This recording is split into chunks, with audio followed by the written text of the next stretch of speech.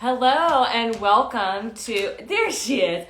Welcome to Acupressure, Friday today if you're watching this live. I'm Alexa from Encircle Acupuncture in Nashville. And today we have some special guests for doing some acupressure. Our first special guest is my girl Frankie, who's being a little camera shy. And we're also going to be joined by Dr. Neely North of Nashville Holistic Vet. And so I'm going to have Dr. North join us right now. All right. And we're going to our broadcast. She'll be with us in just a second. But today, hey, Dr. North, how are you?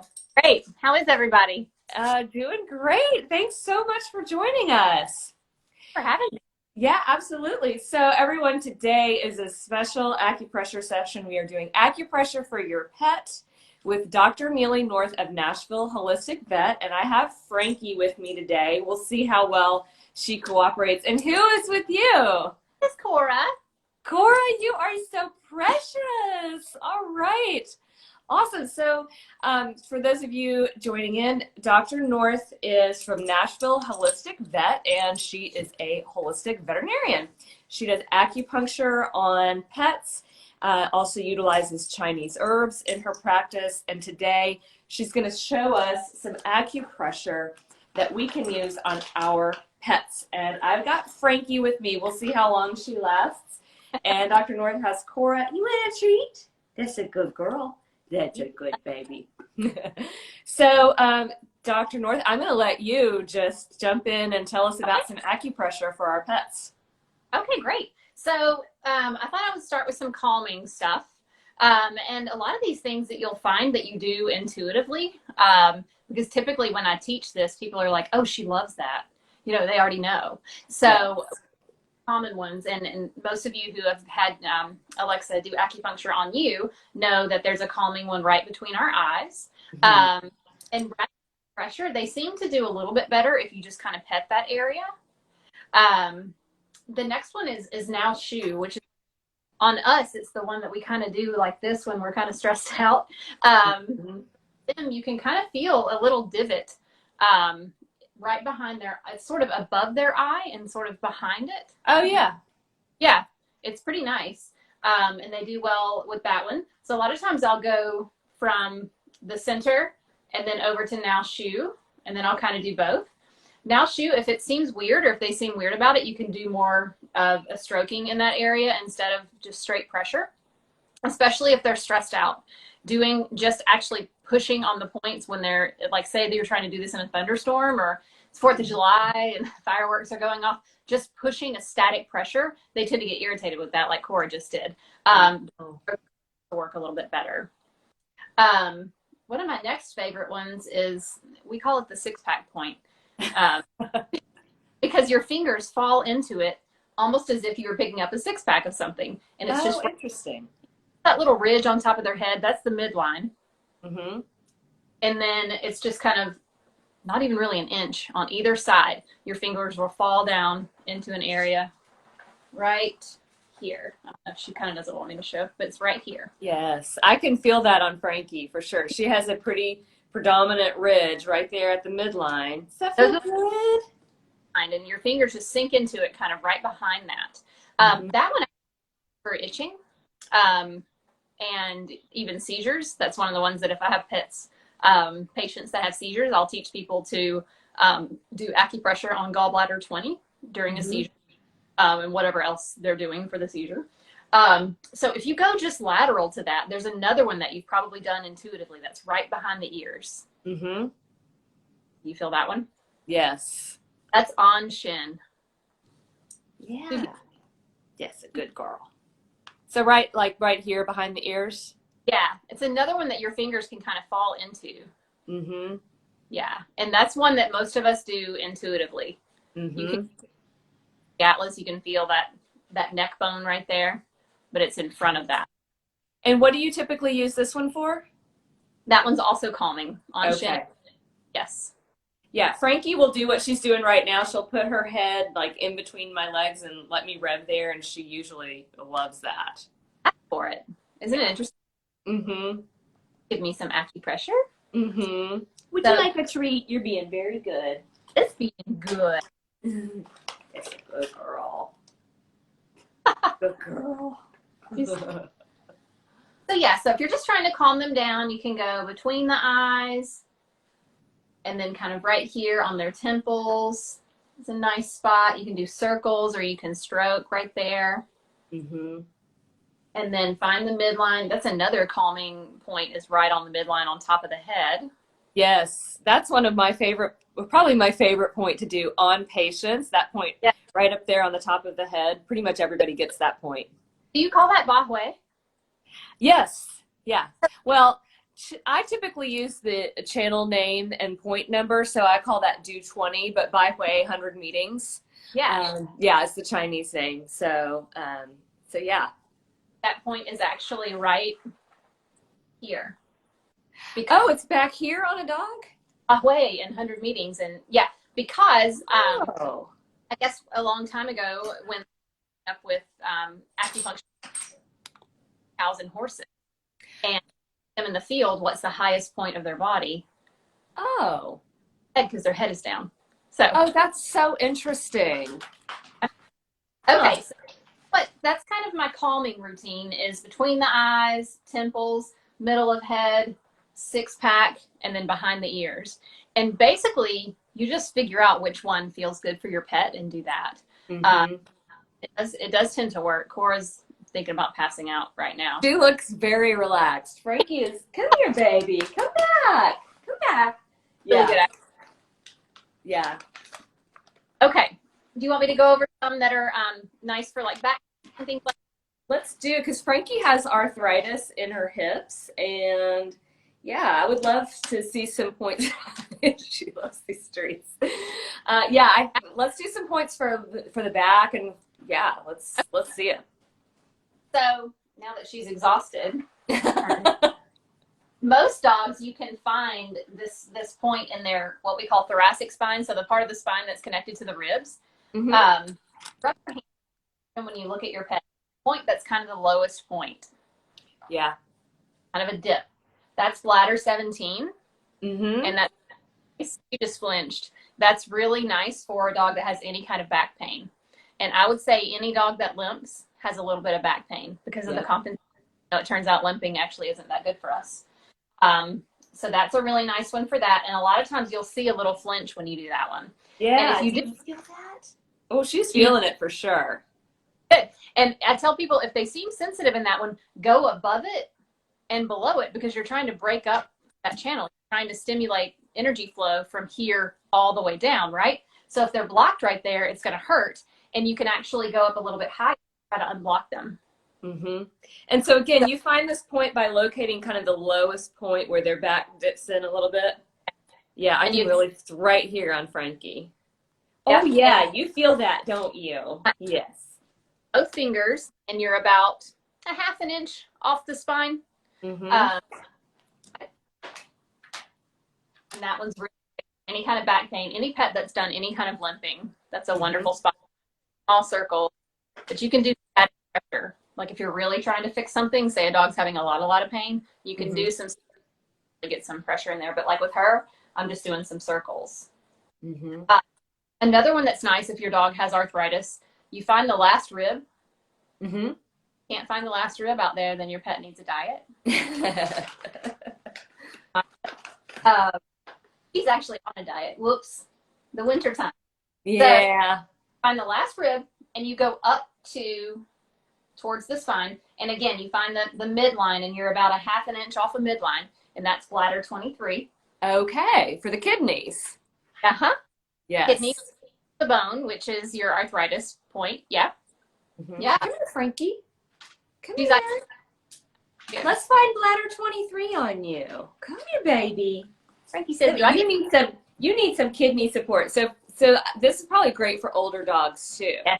Yes. Because our kidney energy declines as we age, both in humans and in dogs. Frankie's 13. Yes, you're an old lady. Oh, Yeah, so kidney deficiencies in dogs and cats tend to turn up as weakness in the rear is one of the main things that you'll notice. Mm-hmm. Yeah. Mm-hmm. And don't think that the pet has any pain. They're just like, oh, she used to jump up on that, and now she doesn't. Or my cat counters, and now she doesn't do that anymore. And sometimes they think, sure, but not the case. It's typically that there's a little bit of weakness back here. Yeah. Come here, Frankie. Let's walk up a little bit. Good girl. Okay, so we're going to find the last rib. And then you're going to go up to the spine. Mm-hmm. Down the midline, spine. And then you're about like off of either side of the spine. Mm-hmm.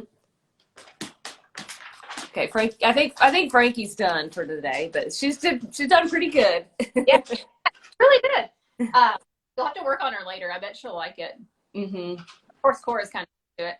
And then another nice one for hip pain is, and if your pet's overweight, this one can be kind of hard to find, and it's also pretty sensitive if your pet has any hip pain. Did you see her sit down? Yes. Yeah, she's sore right there. Yeah. Dogs that like to sprint are frequently sore right there. So okay. You're basically finding where that pelvis bone starts, and the pelvis bone sits like this on dogs. Uh-huh. With ours, it's kind of like this, and theirs is sitting like this. So you're looking for the edge of that right there. And I mean gentle. Yeah. I know you saw when I was just finding it, she sat down. So just a little bitty bit. And if they won't tolerate that, know that it's a place that you can do moist heat. Okay. So you can almost catch it like a handle. You're kind of going down the back of their, you're not on the midline, you're off to the side. And you can just like, bloop, there it is. Yes, I'm sorry. Oh, yeah, she definitely flinched. Yeah. So is that gallbladder 30? It's coxa angle is what we call it. Oh, okay. I don't know if it's a traditional point or what. It might be an extra point. Interesting. Jiao, could that be it too? I don't know. I don't know the Chinese names of all the points. Gallbladder 30 on humans is really just in the glute muscle, and so we locate that in relationship to the greater trochanter and the sacrum. Yeah, that's back here, and that's harder to video how to find it. Yeah. Those are some famous ones for hip pain, and then your fingers. We call it bowling ball points. I don't know if you call it that in humans, because your fingers fit into them like a bowling ball. Mm-hmm. So if you find an area on your dog's hip that it feels like you could do like this, that's your gallbladder 30, and a couple of other points that are really nice for hip pain. Mm-hmm. Yeah. So again, the lowest point of the spine, and then you go about an inch or a half an inch off, and you can do acupressure there for back pain. You find the last rib, come up to the spine, about a half inch off the spine for that's kidney. So any weakness in the rear, kidney problems, any old dog or arthritis anywhere, be right there. Kind of come back on the sides and find the hip where the hip starts. Just some little light circles there if your dog has hip pain. Yeah. Now, are these points equivalent on cats as well? Yeah. Okay. Yeah. Okay. My alarming points, like the way that I'll check to see if dogs' hips hurt, because we don't always know, especially cats are very, very stoic. And so if the client doesn't know or says they don't think there's any hip pain, and then we ask a more defining question like, does she jump on the counters? No, she did when she was little. Then I'll kind of push on that point, and if they react, that's kind of an answer. Mm-hmm. Mm-hmm. It's so hard because our pets can't tell us when they're in pain, and so we have to interpret their signs. Yeah, and I think I've always found it interesting to know just how many different kinds of animals benefit from acupuncture. So I'm sure as a veterinarian, you've done acupuncture on more than just dogs and cats too, probably. Yeah, actually, the veterinarian that's the head vet at the zoo had me out to treat a goat. A goat, really? That was fun. Yeah. And then we did a few horses when we were in school. So I don't know. It wasn't necessarily my favorite. I'm more comfortable around dogs and cats. I grew up around horses, but sticking needles in them is a different thing. Yeah, you must have to use huge needles on horses. They're gigantic. And you know how sometimes needles will slide out with their energy? And you don't really see it happen that quickly in a dog or a human. I don't think that in a horse, it's literally Oh, interesting. Is interesting. Yeah. Yeah. Oh, Yeah. She's, she's done. Uh, oh, she's so relaxed I, now. She probably feels great. I can show you one more on the paw if you'd like for Oh anxiety. yeah, let's see it. Oh, she's so sweet. So, right main pad. This is PC8. Yes. So PC8 on humans is right here, pretty much in the center of the palm. We call this Lao Gong. Okay, yeah, I like that. I don't even know. But that's a super strong point. If anybody's ever had that needled, you know it's really strong. Yeah, you only do that if somebody's kind of manic. But in a thunderstorm, they're a little bit manic. Oh yeah, that's a great idea. So Lao Gong in a thunderstorm. I love that. Or fireworks. Yes, fireworks. So Yeah. you're getting the pad. I don't know if we're close enough. The main pad, and you're going right in the center. So right in the center of the main pad. Yep. Yep. Cora. She looks like she's raising her hand to answer a question.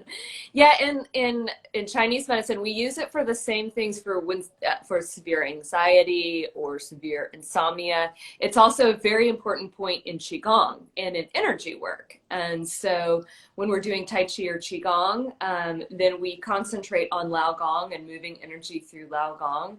And as an acupuncturist, I also think about moving energy through Lao Gong when I'm treating patients, because the pericardium is the protector of the heart and it's a protector of our emotions. And so that's why in humans or in dogs, that's such a great point for anxiety, because it protects our emotions. So yeah, I'll have to try. I've never tried using Lao Gong on Frankie. That's a great suggestion. It depends on the dog because some dogs don't like their feet being touched, right? Mm-hmm. Right. So sort of depends, but it's something to get them used to. Like I wouldn't say to viewers out there to try that during a thunderstorm for the first time.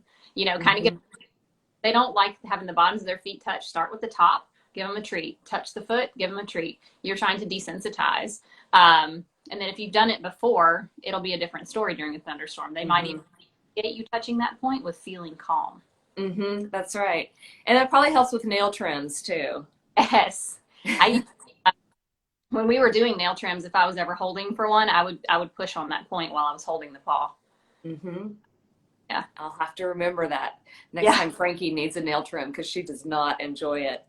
Well, I just want to make sure that people know about you and your practice. And so Dr. Neely North is Nashville Holistic Vet. We'll link to all of her information. And you practice all around Nashville, right? Yeah, I do. I do house calls and I see patients this is my office space right here, as you can see, Inglewood. In Inglewood. Great. Based out of East Nashville, yeah. Great. And you also, your consult with a new client or a new patient includes some acupressure instruction, right? Yes, it does. And massage techniques and physical therapy. I typically adjust the pet, do spinal manipulation on the first visit as well as a full acupuncture treatment. So I book 90 minutes for the first consult. Wow. Spend a lot of time together, masked and 6 feet apart for most of it. It's a very big room. The only time that we're really close to each other is when I put the needles in the pet. But I see a lot of chronic, complicated cases that there's, history from 3 or 4 different vets, and we go over all that. And, sometimes, especially in the past year, people haven't seen the x-rays because they haven't been in. Right. Or they haven't looked at the blood work physically. And so I'll pull that up just to make sure that people really understand what's going on with their pets. Yeah. And when you do acupuncture on a pet, how long do the needles usually stay in? 15 to 20 minutes. Okay.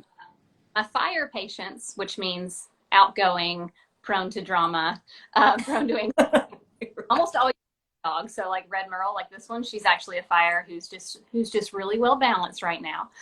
They will typically stand up and want to shake them out at 15 minutes. Yeah. But everybody give me about 20. Yeah. So not nearly as long as we let humans need more time with the needles, but But cats you could almost do in and out, because as soon as you needle a point, cats react. Their chi, if you picture it, their energy is so all over the place that easier to harness in a way. And they respond really, really quickly. So you can almost I think like you treat babies where you just do stick the point. Yeah, yeah. Generally, the younger the patient, with humans, the younger the patient, then the less amount of time we leave the needles in. Yeah, yeah.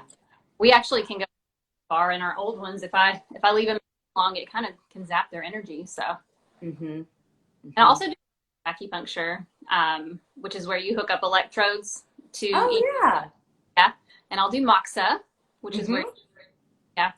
So lots of techniques to make these babies good.